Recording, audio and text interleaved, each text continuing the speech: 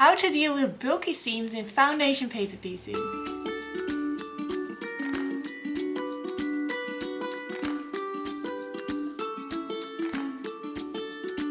Hi there! Welcome to a new video on the Shibri channel. My name is Irene. Thank you so much for tuning in and watching this video about bulky seams in foundation paper piecing. So actually this is a question that I got from Heather.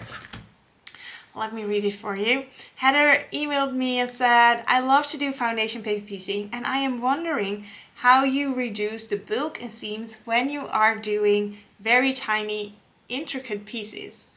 I love watching your videos, Heather. Thank you so much, Heather. That's actually a very good question.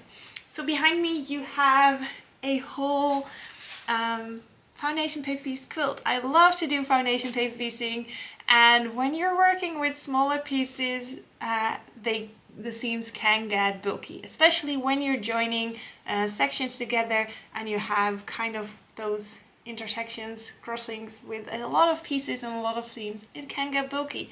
So here are 5 tips on reducing that bulk in your seams while doing foundation paper piecing. Tip number 1, and this is, I guess, one of my favorite tips.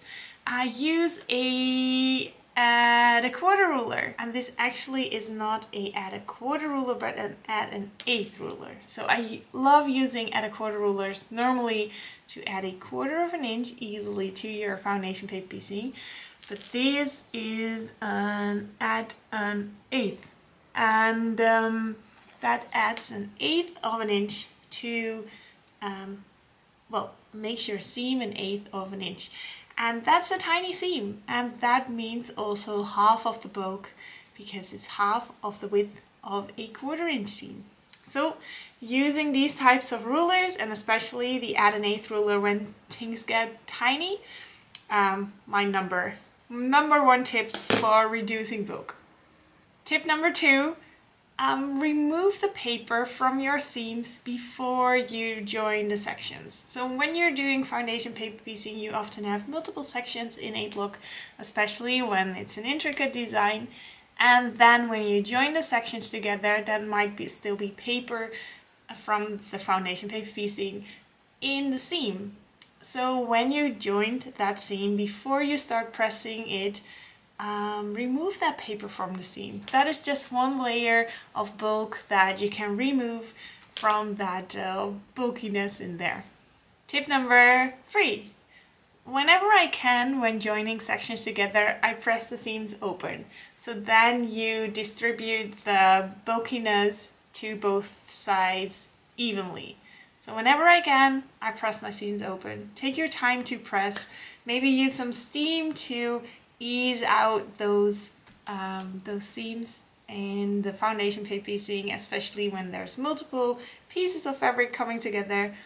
Using a little bit of steam in there to ease out, soften that fabric and make it lay nice and flat.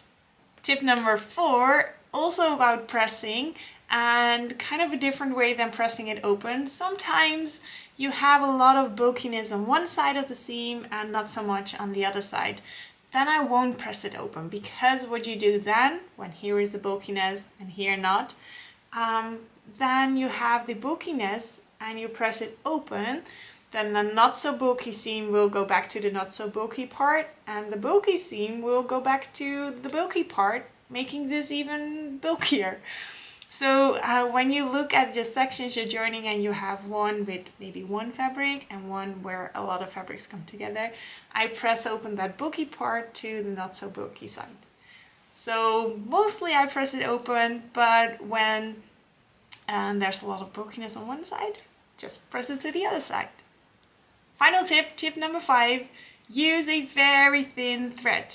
When you know you're going to work on an intricate pattern and you have a lot of fabric pieces, you can choose to work with a 60 weight thread. That is a very thin thread, and that can reduce the bulk in your seams. When you have a 30 weight or something heavy like that on your machine, that will add to the bulkiness. So using a very thin thread can help you reduce some of that bulk. And here's one bonus tip. use very thin pins. That makes joining those sections easier. So you have all kinds of pins available, and some are just thicker than others. I really love to use these glass head pins. They are so super thin and flexible, and that does really help with the precision of joining those sections together. Yeah, so love those. And I also have thicker ones, but I just don't use them when joining foundation paper piecing sections, especially not when you're working on an intricate design. Thank you so much, Heather, for this question. If you want to do some foundation paper piecing yourself, we are starting a quilt along at the end of November, and we'll be making this quilt. This is the Happy Notes sampler from my book, Happy Notes. And we will be working on this for a whole year. I have the book available in my web shop. There is an ebook available, but I also do ship internationally. So wherever you live, I will ship the book to you. And there's also fabric kits available for the big sampler like this one and the smaller sampler. It's going to be a lot of fun. We will be sewing together once a month, and we'll be doing that for a year. And then we have a completed foundation paper piecing sampler.